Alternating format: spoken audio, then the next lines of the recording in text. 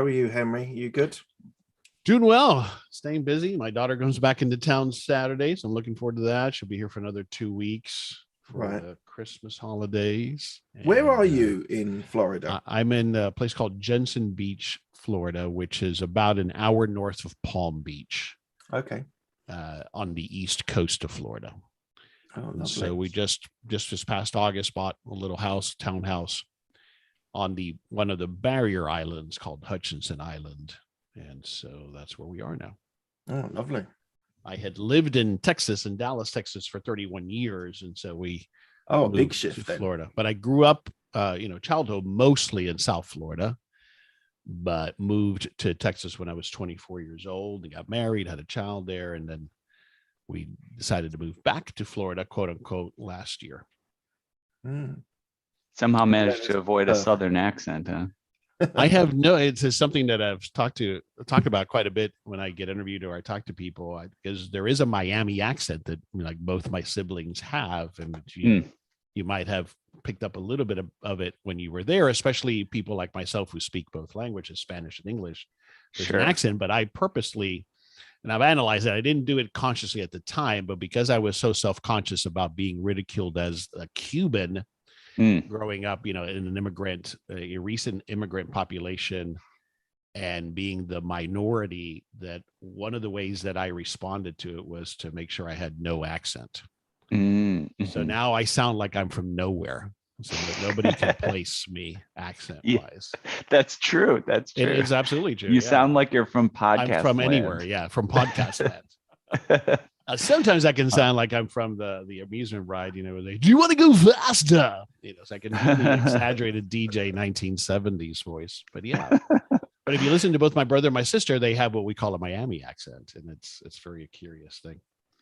I'll give a quick intro here, just since we're streaming, make sure people To know what they're watching. Yeah. To the guy from Miami. The guy from Miami. We'll talk about that in more detail. But yeah, so for those of you watching on the stream here, this is the business podcast Mastermind, started by a few talented folks in podcasting. And we would meet a little bit privately. We started to open up a little bit more, and we talk about how to grow your audience, grow your revenue. I'm Ethan Janney. I'm a host of the rapidly growing Edge of NFT podcast. And we have over here Henry Lopez of the How of Business podcast, and Mark Hayward of Absolute Business Mindset.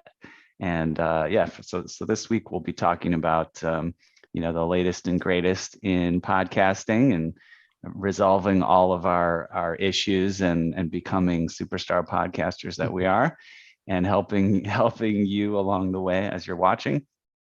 So back to our sort of pseudo-related conversation. What is the Miami accent? Is that I can't do it? Is it like it's sort of Latin American? Because we speak Spanglish when we're amongst each other.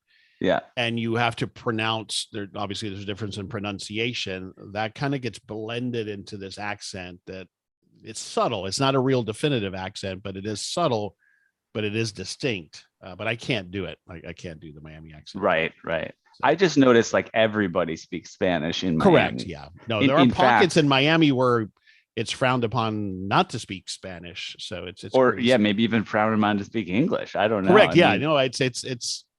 It's an amazing thing. It definitely is what we call a Latin American country hosted in the United States. It's really but it's also a mixed Latin American country. It's absolutely. Not like one country. There's just all these It used to be Spanish-speaking Cuban people. when I was growing up.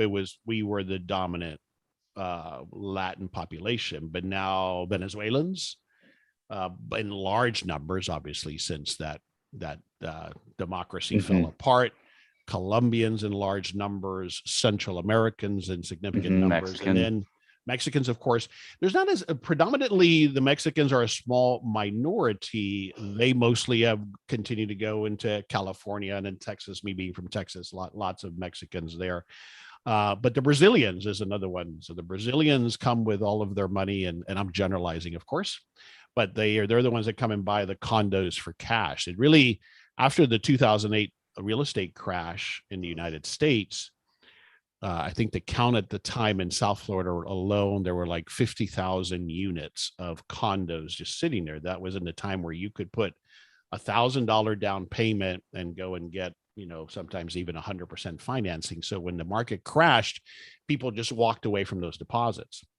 After that, they instituted what they do in a lot of Latin American countries, including Brazil, where you have to put 50% down. So a lot of these condo towers now, it's just full of Latin Americans because it's a safe haven for them. It's where they can come and show their wealth, because in some of those countries, namely Brazil, it's dangerous to do so. Again, I'm generalizing, so no hate mail, please.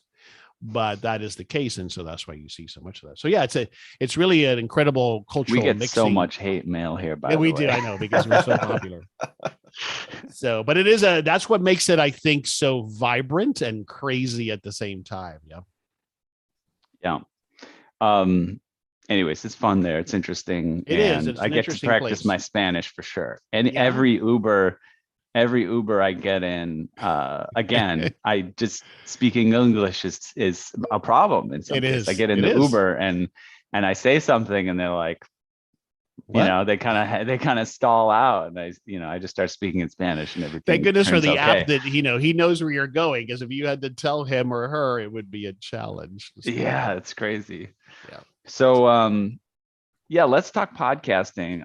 There's a couple things that I think would be useful to cover, and one of them. I have a minor topic as well. Okay. I've got a minor topic I want to pick. All right, minor topic sounds great. No, it's not a big topic, but it's just something I need to run both past. Mark and I have something on our chest we need to get on. Yeah, go on, Ethan. You go first. Go on. Well, speaking of hate mail, well, we're actually with Edge of NFT. We're starting to get like spoof accounts on social and stuff like that. Which it hasn't become a huge problem, but it's interesting, right? Like once you reach a certain level of exposure. So how is it manifesting itself? What are you seeing? I don't understand. So when we were in Miami, for example, I'd be like, oh yeah, talk to somebody, say, okay, so follow us on Twitter, and they'd be right next to me. So they'd look us up and they'd be like, which one? Right. Really? So one says Edge of NFT, but the other one says Edge of the NFT or something, right? Oh, and they're using collateral. They're using our images, right, on their Twitter account, but they're marketing other stuff in the, in the posts, right? And so that was the first time that happened. And the guy was like, oh, okay, so this isn't you. And I was like, no. And he's like, do you want me to report it? And I said, yeah, I guess so. Like, I don't think anybody else created that. So, yeah, so there's something interesting that sort of creeps in and you got to deal with. And that's I guess at this point, it's just, okay, well, so there's that, and this is relatively, I think I could share this, but definitely had a couple of disgruntled people who I think, felt like maybe they deserve to come on the podcast or, or assume something about an interaction, and you have to sort of deal with the politics of that a little bit. And they voiced that on one of the social networks. Is that what you're saying? Or yeah, I can't go. I really can't go into too much more detail, but like just situations where it's becomes awkward, I suppose. When it comes down to can people, should we bring people on the podcast? How much? How should we? I think the what I'll say here for educational purposes is the answer to my go-to answer here for any sort of situation is just to be as nice as possible to people, and give them as much positive energy as possible. Maybe we've talked about that before. I know we have covered it in our process, but right now I think I've mentioned I haven't made the time to reply to people if I'm not going to bring them on. Or do you do that and tell people, hey, no, it's not a fit right now, or do you not say anything? So this is really interesting, and I'm really, I love this philosophy of like work with people that are smarter than you, or or at least they're like better than you at some specific things. So I've been pretty blown away by Josh, who's one of my podcast partners. He is just, I feel like he's a superstar in terms of maintaining so many points of contact, and even so much so that he'll be like, Ethan, you should follow up with this person, and I'm like, oh yeah, normally in my day-to-day, my personal, I've been very willing to just let things fall off the map if they're not that important to me, and just really just focus on the things that Sure. Yeah. are in my purview. But he just manages to keep in touch with lots of people. So I've found in watching him work, he does try to be a bit more diplomatic with folks to not bring on the podcast, and at least just send them a message, say, hey, this is really cool stuff. We'd love to get you on. A lot of that, if it works, it turns into the conversation about maybe a sponsored thing, and then we can have a very honest conversation and say, hey, listen, like, we are booked out, and we have some great guests coming up. But we do want to fully support everyone in the industry as much as we can. And so to help defray the costs of getting our content out in a quicker manner, like, here's some options that we have for sponsored content. So I think that's like a nice potential option for not just ignoring someone, maintaining the relationship, following up. And then it's actually been surprisingly little, but we will get a response where somebody says, oh, I don't want to do pay to play, and I think that's really easy for an outsider to like have that perspective, right? But of course, the three of us know, hey, like, pay to play, like, I'm paying to play my own podcast, right? Right. And now we're going to bring you on, and that I've got to pay to produce it. I've got time and energy I put into this. Invested all this time and energy to get it to where it is a platform. Exactly. So I've paid for that, right? Exactly. Yeah. So I think that's an interesting thing too. Just framing it to people, trying to communicate that fully to them. Hey, this is something we have to pay to maintain, and I know it might seem like it should be a free platform for people to come on, but basically, instead of saying you're paying us to do something for you, you're collaborating with us. Like, you're helping defray the costs of publication. You're helping to support, our efforts. I think that helps as a way to frame it to potential folks coming on. But yeah, I think if it were me, I think we'd be doing a lot worse job of, like, managing all relationships, even the ones that don't come on the podcast. Yeah. I think Josh does an incredible job, although he stretches himself pretty thin. So, well, my plan is, as I'm going to bring on a virtual assistant, is that something I'm going to delegate to that person with a, standard response. It's not a fit at this time. And the reason primarily for that, now, mostly it's booking agencies that are reaching out to me, right? So, but then they're being persistent and following up. And so that's actually, I'm wasting more time there going through those emails. So that's what I'm going to start doing in the new year, is actually reply and say, no, thank you. It's not a fit right now. Yeah. I think that's just a simple reply, right? Yeah. And leave the conversation open in some way, just, and show your support. I think that's really useful. Yeah. Just be like, wow, I love this project. This is really cool. Even Chris and I sometimes, I feel like not a fit even sometimes felt like, well, let's not say not a fit. Like, there was just different ways that you phrase things. It's a good question. These are not people, I don't have very many of any people pitching me on a collaboration. This is just plain old, somebody like Mark who's been hired to get people on a show, and they're pitching me on that person. That's all. Yeah, I get that quite a lot myself, and especially some of the relationships with some of the agencies that I've got. They've been quite useful that they've brought it into a spreadsheet and just sent me over 20 odd names with their podcast, with a not a bio, just with a short sort of blurb what their experience is. And then I've been able to pick and choose the ones that I wanted. And then there's no sort of awkwardness of saying no directly to people. There are other of these agencies who just pitch me individual people. It's relatively easy to back them off, to push them aside if they're not a fit, because you're not going directly to the guest and sort of rejecting them. So that's true. I'm quite honest with them and find that relatively successful. There are a few people you find.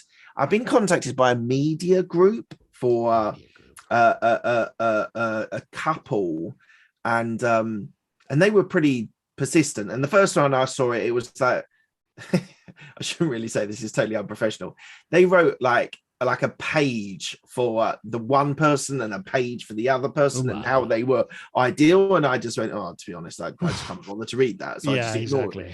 Anyway, they followed up and said, oh, you haven't seen our email. I don't think you've seen our email. Do you want to do this? So I actually read their bios the second time. So it does show that persistence does work. Sure. And actually they were relatively good fits. It was just, they felt very, very pushy. And now I've got the Google form that I'm sending to people. Right. Yep. That is filtering out that sort of BS and just being able to say, look, this is what I'm interested in. If you supply that information, that's great. That's a good idea. I can then sort of tailor what I want to ask through those questions. So that's actually working quite well. Although some people haven't filled theirs in and they've got their date coming up this week, and I'm like, what do I do? So what I'm going to do, I've got some time tomorrow morning, so I'm going to send some sort of honest emails and just sort of say, look, if you don't complete the form, right, then we need to reschedule. I can't accept you. We'll have to reschedule for another time. So I'm going to have a bit of a hard line on that. But the agencies, I always find the agencies, and being in that business as well, we are very understanding of people just saying, look, it's not the right time, it's not the right subject, we're fully booked up, or whatever it is. Right. As an agency, we're very supportive of that, because there's a guy that we're working with who's a tech person, but he wanted some business, sort of more general business things to sort of show his business prowess and knowledge and stuff. And we got pushback on that, saying he's a bit too tech for us. We're looking for sort of CEOs. He's a CTO. We're looking for CEOs or someone like that, and don't think he's the right fit. So I actually had a conversation with him. We have catch-ups. It's supposed to be every month. It's depending on how many podcasts they've had in the month. It is a little bit dependent. And I said to him, look, we're getting a little bit of pushback on some of the business podcasts because you're very tech focused. And he actually wrote us a couple of paragraphs of, he actually ran a business before. He worked for a big corporation in there as the CTO, and this is why it's relevant that he should be on business podcasts. Started sharing it with them, and we incorporated it into our one pager, and people started going, oh, actually there is some relevant. He's got entrepreneurship and corporate at the same time, so it's a good fit. So I think just as being on both sides, I actually don't think either side, like I've never, you said, Henry, they're sometimes a bit pushy. I think they're a bit pushy. It's not so much pushy as just that they'll follow up 2 or 3 times.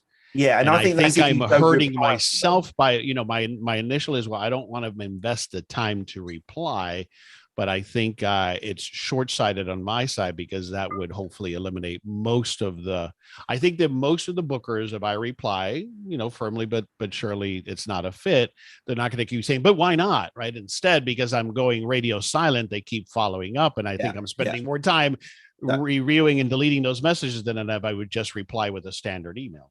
I would just literally put a couple of sentences together. That's what you have to say. Look, it's not a fit at the moment. Exactly. And I would just have that as your standard, because I think that they're only, from our side or from the agency side, we're only really persistent on the people that don't reply, because we think you miss it. We think it goes into junk. Spam, we think it's spam, and so we don't. We try a couple of times. So from your side to sort of solve that, just a simple sentence or two, just saying not a fit at the moment. Yeah, I think that'll be a better approach. To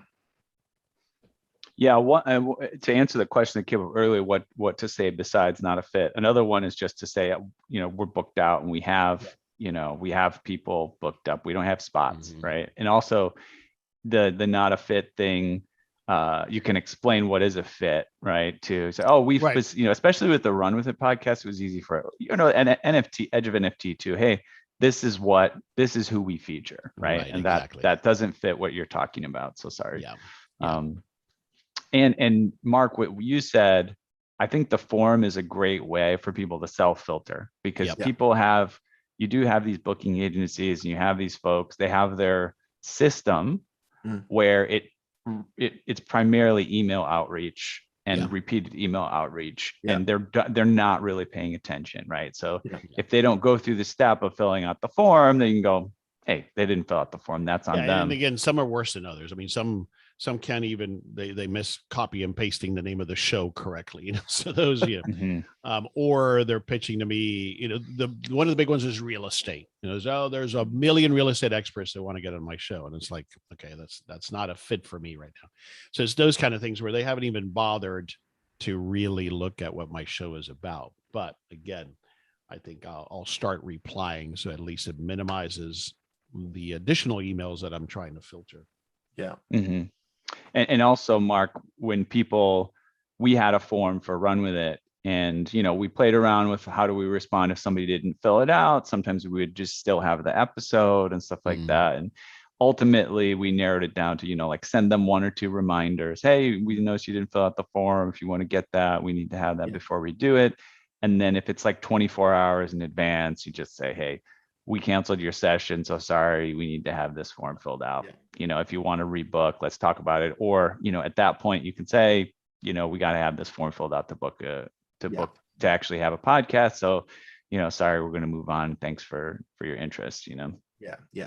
I agree. And I think it's also like sometimes the answer, and this is from the agency point of view, if you say if you say that we're just really busy, come back in 6 months, my team is putting in a spreadsheet, go back in 6 months, and they will go back in 6 months. So just be a little bit careful of that. You don't want to just because from our point of view, that's not a no. That's just not at the moment. So you just it just sometimes it's not a fit, or it's not right at the moment, or not the right subject at the moment. I'm prioritizing entrepreneurship or leadership or something rather than real estate. I think that works very well, because people just go, okay, right, fair enough. If you do say come back to me in 6 months, my team will go back to you in 6 months. So good point. One thing too, beyond these so the podcast booking services, I think, are pretty prevalent. And you know, you see a lot of the same names coming back over and over again.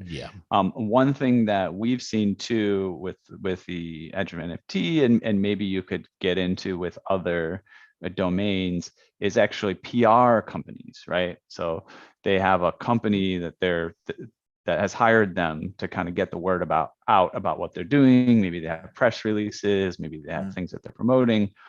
And I think the short of it is, anybody that's reaching out, be it a PR company, be it a podcast booking agency, all this stuff, I think it really helps to go ahead and build a more direct relationship. So somebody reaches out from a PR agency that says, hey, we'd like to book so-and-so.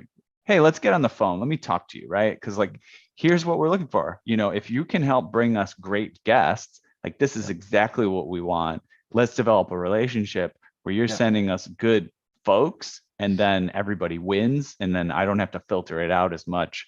And, you know, you win because you're getting, you know, you can count on me as a resource.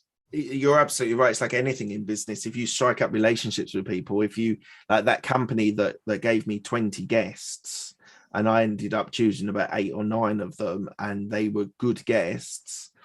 It just makes it a lot easier rather than individual. Because what I've also had at one of these agencies, I've had like 3 different booking agents contact me directly with different people. So there might be Jack from this company, and Joe from this company, and Jim from this company, and you're just like, oh, you're just doing my head in now. Like, just coordinate yourselves and give me the people rather than these individual sort of pushes from different people in the same organization. So I have gone back to one of the companies, the guy that I'd worked with before, and I was like, look, your guys have sent me multiple people. Can you just funnel it one way, and you just send me a group of them? And that worked quite well as well. These agencies that are like, I think they are useful. They do the standardization of getting a one-page bio, completing a form, organizing the dates and things like that can be really helpful for podcasters and for guests as well. Right. So I think there is a market there, and I think you have to build your relationships on both sides, on the podcast side as well as the guest side as well. And I know, and you are right, in the UK, like PR companies and sort of marketing companies are not quite doing it at the moment in the UK. They're not quite seeing the value of podcasts. I'm rarely being contacted by PR companies. Maybe that says something about my podcast, I'm not sure, but those sorts of portals I still think are a little bit resistant to investing a lot of effort into it. Although with so BBC is so dominant in the UK, they've created an app a little while ago, maybe even 2 or 3 years ago, but through pandemic, suddenly there were like not just radio shows, there were direct podcasts that were popping up with sometimes global stars, sometimes UK based stars, talking about a whole manner of things. So I think from a UK perspective, we've sort of recognized with the promotion that the BBC and other people have used for the medium of podcasts, that people are seeing a bigger value in it. And people can, if they're working from home, they can have it on the background. They don't actually have to listen to every second of it, but they can sort of dip in and dip out while they're working from home, which I think has been a bit of a trend as well here. Interesting. So I'll introduce a topic that we could chat about a little bit, but I think if you haven't mentioned it already, you guys each mentioned something, so we can go to your stuff first, but I'll just mention the thing that I thought might be interesting to talk about. And that's just like gamification, and just ways in which we think that we can implement, creating fun circumstances around incentivization, basically, right? And so I think that's a useful topic for us to explore. But if we don't have time for it today, that's fine. We could defer it till another day. But Henry, did you get a chance to cover what you wanted to chat about? No, the question, and I think we had talked about it before. I was just curious as I looked at my note where I had made the quote from your guest Yatsu, which again we weren't streaming, but that the quote was, "The best people will work with you, not for you." But the question I had written down that maybe we've talked about already is, I was curious as I was listening to that episode. You guys are, I think, 3 hosts and 1 guest on that particular episode. How, and the 3 of you are not in the same room, I'm gathering, obviously. How did you work out, or how do you work out so that you're not stepping all over each other as you're doing the interview? And I think we had talked about this, but I can't remember. I think you covered it, Ethan, when you showed me the website that you quote, used. because you guys prepare questions ahead of time, but how do you then cue, like, do you have a turn and then the next host has a turn? How do you do that? Yeah, typically what we do is we prepare that Notion document. First step is we have an assistant that can do basic research on podcast topics and the guests, and we have a template around that. So they'll put in the information, and they'll put in some template questions, which I think typically we don't actually end up using those, but just tip, I think, for everybody is just having someone do something to get started on anything is always helpful. So that then Jeff from our team, he'll go through and he'll try to create some more curated questions. But those initial questions, you feel kind of get it primed, kind of gets the momentum going. Give us some information, give something to start with. And then Jeff, I think, geeks out a little bit on actually curating, I think this would be a good next question. Because he's always, it's actually really, I so appreciate having multiple hosts because we each get to fill in various gaps. I show up and pretty much there's questions ready to go, and I just read the ones that make sense for me to ask. He'll say, "Hey guys, make sure you take a look at these questions because sometimes the order of them is such that the guest might leak into the next question, because they kind of lead into each other with a nice, at least that's the way he's sort of saying he designs you're them. organizing them in some kind of a logical flow, Right? At least as to how you want the conversation to flow. Right. And so then there we just have to be aware of, hey, first of all, I don't ask the question. If they already started to answer it, then I have to play an audible on, do I just ask another aspect of it or go into But different how do I, detail, if it's you and me, how am I passing the baton to you? Okay, it's your turn to ask a question. So what we used to do, what we did at first was we, just send these private messages on Zoom. The problem with that is only one other person can see what you're writing. So you have to send it twice if there's 3 people. Right. If you send a public message, it can be distracting to the guest. Absolutely. So what we do nowadays is we actually use that Notion document as a means which is of a real-time shared document. Exactly. And that has live updated information. So you could say, oh, that question was assigned to Ethan. Let's switch that, and we'll all be able to see that. It's pretty clear we're all paying attention to it. That's not distracting to you as you're conducting the interview to do that? Or is one of you doing that more than the other, or all 3 of you typing? So what usually happens is, the biggest problem with it is if somebody adds a bunch of text, it actually shifts the document, right? So if you're trying to read something and then all somebody like pastes a bunch of text, you can't see it. But other than that, what tends to happen is, first of all, when we're asking questions, that's actually a small part of the episode, right? It's usually the guest talking. Okay, so I'll ask a question and then the guest talks, right? And we all respond, we all listen, we all engage with our little all 3 of you can ask a follow-up question. Is that open game, or is only you can ask the follow-up question if it was your that's where we play it by ear a little bit. And what I found, what I do even now, basically, I don't know if you guys have developed this, but it's funny, I haven't really noticed it until now. But basically, when I know I want to talk, and I think other people do this when they're about to talk, it's really great to stay silent while somebody else is speaking. Usually when I listen back, it's just kind of distracting if you're saying, Oh yeah, absolutely. No, I've had to work on that. Absolutely. But when you want to start speaking, that's where I start saying, making some verbal cues to kind of raise your hand. Oh, that's cool. Oh, great.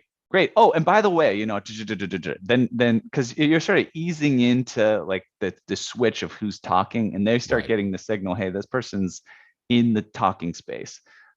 So basically we play that by ear. We can cut in, sometimes we step on each other's toes, but basically what we have is just primary topics that we each cover. Each of us could come in and do a little bit of a follow-up. We try to stick to the questions that we assign each other, and then we communicate in that document with details. And to answer your question, does it distract you? I mean, usually the writing and changing usually happens while the guest is talking.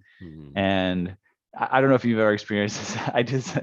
I'm more of like a social person at parties, right? So sometimes I'll notice what'll happen is, like, I'll go up to a group of people, I'll ask a question, right, to get or introduce a topic for the conversation to get started.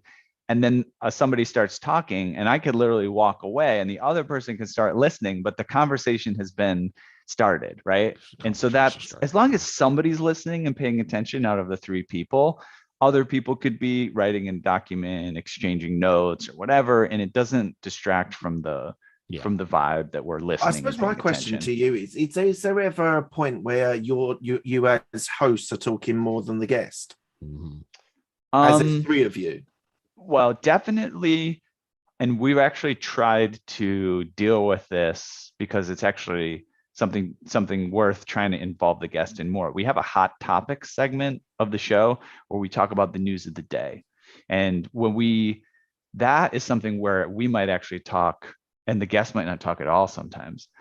And we've actually, at the end of the show, we'll ask for feedback from the guest. Hey, would you change anything? We've definitely had guests say, hey, well, that hot topics thing was kind of weird because I was just sitting there. I didn't know what to say. Should I talk? I didn't know about the topics. So we just try to prepare them and say, hey guys, we're going to do hot topics at the end. Please feel free to chime in, take a look at it. Here's how we prepared the information. You don't have to be an expert. Just prime people so they can talk. Typically, we don't talk over the guests too much. Every once in a while, I'll pop in and tell a story or an anecdote that I think is interesting or applicable. And sometimes we'll go on a little rant or, share something that we think is relevant. But for the most part, the guest is talking for, 5 minutes at a time, and we're coming in for like 30 seconds to a minute max to like And on say that hot something and topics, ask the next question. could you almost stop the show and then record the hot topics and then edit it together? Because if your guests are feeling a little bit uncomfortable with the subject because they might not be knowledgeable on it and they feel a bit awkward, you could just shut the show there and then record the hot topics. Let them go. Let them drop. Let them go. Exactly. Yeah. Yeah. Very rarely we actually do that. So if somebody's oh, hey, we don't have a lot of time. Okay, great. So what we'll do is we'll cut the interview. You'll leave at, after we do our quick hitters with you, and we're going to cover hot topics on our own. So we definitely do that. It just so happens that we don't have to do that very much. People will stick around and they do talk, and some guests it's actually really interesting, because you don't know whether they're going to have opinions. But some of our guests, they dive in and like, oh, this was so interesting. Like I found this and this is what I think. And they have this like really strong opinion that you didn't expect. So it's definitely not something that we should, like always only do it ourselves. It's just that's the part of the episode where, if anything, we might be talking more than the guests. Yeah, the only thing about the actual stopping and then letting them leave and do it again, you could, what we've talked about, like with social media or with YouTube or something like that, you could cut and paste the hot topics into a YouTube channel and have that released every week. Or I suppose you could leave the guests in there. It doesn't necessarily have to be the guest leaving, but taking that 10 minutes on hot topics and putting that onto YouTube could be really relevant. That's actually what we do. We publish the hot topics before the podcast episode. We actually tried to get those out pretty much immediately on YouTube, but not in the podcast, because it's like, they're hot topics. What's the point of waiting a week to put it out there? So what we usually do is we clip the hot topics, we put that on YouTube, and then we clip the other parts of the interview and we release those a little bit later in the week. So that we do get some, and I think that's a really, I think we came up with a really cool format. I think anybody could do that with your podcast. It's just add a, call it whatever you want that suits your vibe. The thing I'm trialing at the moment, I created a Facebook group. It must be like 3 years ago, called Absolute Business Mindset. And I noticed in the last sort of 3 or 4 months was that people started to go back to or view this group, and I hadn't put any content on there for over a year, possibly even a year and a half. But with my assistant, I'm now trialing putting a quote one part of the week and a short clip, only a minute, 2 minutes clip on the Facebook group, as well as publishing the full episode on YouTube, just to see if it gets even more engagement. Because that Facebook group was literally, I created all of my social media accounts, which I didn't already have, at the same time. And the plan was that if and when they became more relevant, I would use them more. And that's actually been quite useful. Things like Twitter or Instagram, which I don't necessarily use that much, just being able to have them already set up makes the publishing a lot easier.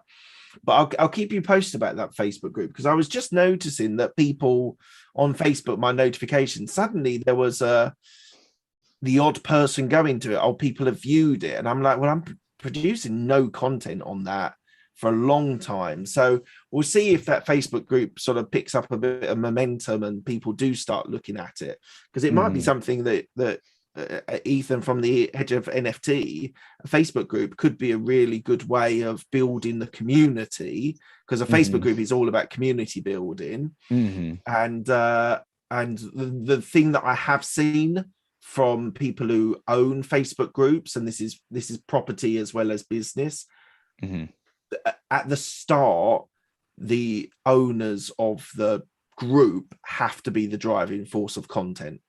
It's only when you start getting traction do then people think, oh, actually, I've got something really interesting that I want to share or comment or whatever. So I'll keep an eye on those numbers of the groups, the membership of the group, and the follow-ups on there, to see if there is something useful as a mechanism to be able to use from Facebook.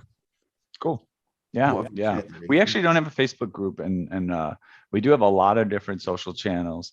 I don't know if we brought up Discord before. Have you guys played around with Discord at all? No. No, I have not. I know, isn't it though? Wasn't it? I think I've used it as a way to leave using their app, their WordPress app, to manage comments, but not That's standalone. Discuss. DISQUS, I think. Not Discord. Yeah, let me tell Yeah, you so I guys know about nothing Discord, because that could be interesting. It's I feel like it's per I've definitely, it's been on my radar for years. I think they've been around for maybe 10 years or something, but it's been increasingly on my radar because of the podcast. I think there's part of it is that the crypto and NFT communities are using it quite a bit, but I think part of it is, it's kind of like the next one of the next social media channels that people are going to be using more. And what's cool about it is when you think about something like a Facebook group, you only have so much flexibility with a Facebook group. You've got your posting, you can put things are going on, people can have, basically you just got that timeline. Like that's all you got. It's like a timeline. People can make their comments.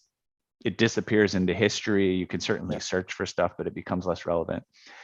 Discord offers like a ton of sort of alternative options in terms of what you can do. I mean, you can create, I just mentioned like gamification. There's all kinds of cool ways that you can gamify people's engagement. You can give them special access to different channels within the larger group. If they participate or if they take some action that you want them to take. And basically you can have multiple channels. You can do video chat. You've mentioned this before, haven't you? Where you've got like competitions and different entry points where they log onto your Twitter or they log onto the guest Twitter. Is it that you were telling me about Let me do a screen share real quick and I'll show you guys what the platform looks like. This is the web app. I don't have it the software installed on this computer, but yeah, so this is a Discord for our Living Tree NFT project. It serves as kind of a general Discord for our podcast. We're working out the branding on it, and it's kind of been a little bit of a struggle to figure out, okay, well, we have multiple projects. We have the podcast, we have an NFT project. How can we should we incorporate them all? Should it have its own Discord channel? We're playing around that stuff, but in general, it's most aligned with our Living Tree NFT project, which we're doing. And so it's like is it Slack? It's it's another, people might use it instead of Slack as a means of communication, right? So you get this, I don't know, whenever you join a new group, you start a new business, whatever, everybody goes, oh, how do you want to communicate? Oh, should we do it? And should we do it on WhatsApp? Should we? There's another one called Telegram as well. Yes, yeah, we've used a little bit of Telegram. It was really coming up, and then it's gone off my radar. I've still got the app on my phone. It's very similar to this sort of messaging service. So cool. Sorry, go on, carry on. Yeah, I mean, so basically, I'm not sure I'm logged in.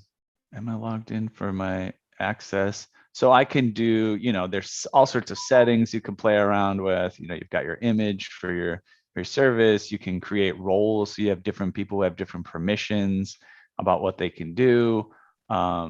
You do these things where you like boost your server, your Discord server, and so by paying a little bit of money, and I think like your users can actually boost it for you.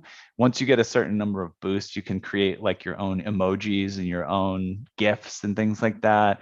And I think what's cool about that is it just creates like a branded community. Like it creates more cohesiveness among folks, right? You can create stickers, there's moderation rules, you can integrate it. This is really cool. Like, so we've integrated YouTube, for example, or actually we haven't integrated YouTube yet. We've integrated Twitter, we've integrated our podcast, right? So if I'll exit here. You get the idea. There's a lot of optionality around what you can do. But so for example, if you look over here, we have a channel within Discord that's exclusively dedicated to our Twitter feed. So like anytime anybody posts something on Twitter, it's going to show up in here. So that just means if somebody's interested in what we're doing, they don't have to like check on Twitter and check on Facebook and check on Instagram. They can just come to Discord and be like, oh, cool. Like they posted Twitter today. Let me go check that out. You know, it'll show them that there's new information that they haven't seen. And then same thing for Instagram. Like we've got automatically when something posts to Instagram, it'll pop it in here in the Discord channel. Automatically when we do a podcast, it's going to put the podcast. Actually, this is an update for when there's a blog post that's created, the podcast blog post gets put in here, right? So yeah, that's kind of cool stuff. And then you have a general chat where people can engage. And I think we're not there yet with this project because we still have to up level our sort of engagement activities. But ideally what happens is like people meet in the Discord and they start to like engage with each other. They become friends, they become collaborators, they become business. And like you've created a community where people can collaborate and come together. So in these NFT projects, like some of these NFT project ones are just super active.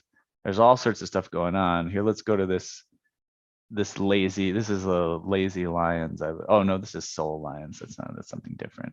Here's Ethereals. Let's go to that one. So this is a NFT project that somebody else created. And, you know, basically you get, let's see, does it show how many people are in here? You know, you get up to like 2010, there could be 10,000 people in one of these things or even more.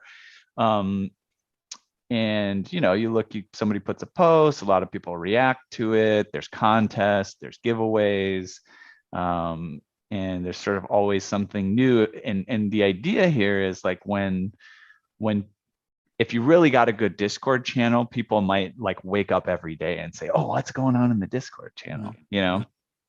So that's something very interesting. I will say that certainly the UI leans technical. So it looks a lot like Slack and those other technical project management communication tools that are out there. Yes. So it does have that feel more so.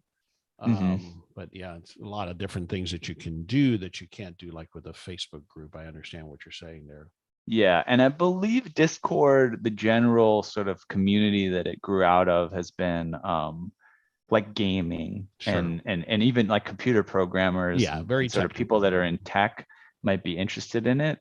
But I think it's one of those platforms where even though it originated from a certain crowd, it's probably going to become, you know, if not like the next communication channel that everybody does. Yeah, I mean, it kind of reminds me of how, although I could argue how mainstream it is, how Reddit started out similarly with taking the forums to the next level, but yet now a lot of people go to Reddit that are not technical. Obviously, there's forums for all kinds of topics. Right. Yeah, and you can do some cool stuff. I don't know if I could find any of these other channels because there's so many here I have. But yeah, here we go. This is an interesting one, Frogland. It's another NFT project, and they're creating a virtual world and all this stuff. And so they've actually integrated like tokens, like you can sort of earn currency in this Discord. It's not official cryptocurrency, but it's like little tokens, and you can play games with them and you could win more, right? Or you could maybe redeem them for something cool, like a t-shirt or something like that. That's the gamification of interaction, right? Of creating community. Yes. And using gamification to facilitate and encourage that. Yes, exactly. I'm trying to see if they have, there is a channel here. So you can go in these different channels and you can do stuff that's designated for it. Like here they have a casino. You could go to the casino and, you know, you can have games like that people can play within the Discord channel, right? So it looks like these people are playing, you know, some type of card game. Maybe they're playing poker or something like that. And, you know, this Maxwell House, he just lost 3 million frog tokens or something, right? In this in this bet or whatever. And this person this says dealer bust, right? And then I guess maybe they made 1 million frog tokens or whatever. So what happens is, like, not only do people engage and interact around the topic at hand, like, if you had a How of Business Discord channel, people could be talking business, but you could also get people just playing games, just hanging out, right? And just becoming friends. Then it makes the channel that much stickier, right? Is the idea. Yeah. Exactly. I can see, Ethan, you're properly geeking out on this stuff. Oh yeah. No doubt. I mean, to be honest, if I'm not geeking out enough on this, there are people who are geeking out on it way more than me, and I need to step up my Discord. Can I just ask one question of Henry? Yeah. One question from Henry. So I started my WordPress website on Sunday. I said to the wife, I'm going to spend 3 hours on this. Well, I said I'd only spend 2 hours. 3 hours through, I was like, shit, I should really go and see my kids. And she said, and I'm going to look for a new husband in that time frame. She often questions that. No, my question was, so I've got all the basic design and the themes all set up. But what I'm really interested in, as what I can see, is that you need a podcast plugin to be able to put your library as the way that you've set it up with episode and show notes.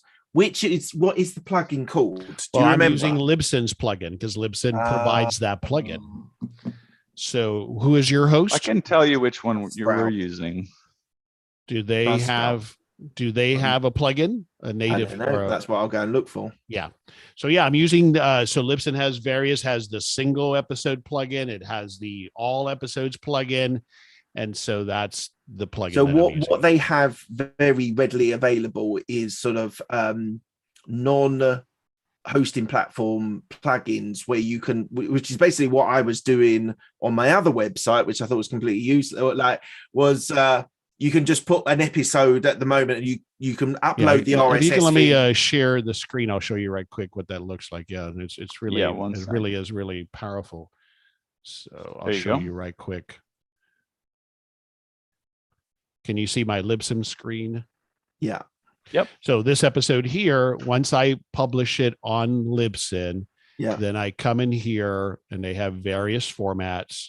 Yeah, I get the HTML code and I embed that on the WordPress page for that episode. That's all there is to it. So they're giving me this frame, HTML frame, that refers back to it through an RSS feed, right? Because that's all Libsyn is doing, is feeding through RSS. So I'm just it's pulling it through this, and so then I add. I can get that content. The problem that I was finding on the website was I couldn't upload the show notes as easily. It was just literally the link, and then it gave you a little bit like what you've got there, where you can just press play and then you're playing it from Buzzsprout or Libsyn or wherever. Right. So maybe that's the way I format all of my show notes. So at the top, that is the Libsyn plugin right here, the player rather. It's not even a plugin. And what you've then added a box underneath that. Yeah, so if we go into edit this page, again, I have a particular theme, but if we go into the edit in the WordPress edit, this is just there's depending on how you're using your editor, you might have another plugin, but you can either edit visually. But if I highlight that and we go to the HTML code, I'm just embedding this piece of HTML. That's all. Right. Okay. The rest of it is just formatting that I've done. So now Libsyn gives me some basic formatting to what that player looks like. And that's what I do here. Yeah. So I chose this custom one, for example. Yeah. And what I haven't got at the moment is I've got the embedded RSS feed from HTML. I just haven't created the box underneath to put the show notes in, which I'll have to do individually. Exactly. You might have to do that individually. Yeah. No, you were saying, Ethan, because there are plugins, I'm sure, plenty of WordPress plugins that will give you the same effect. So you might want to search for that. Yeah. You know how to do that, right? You have a plugin that you use?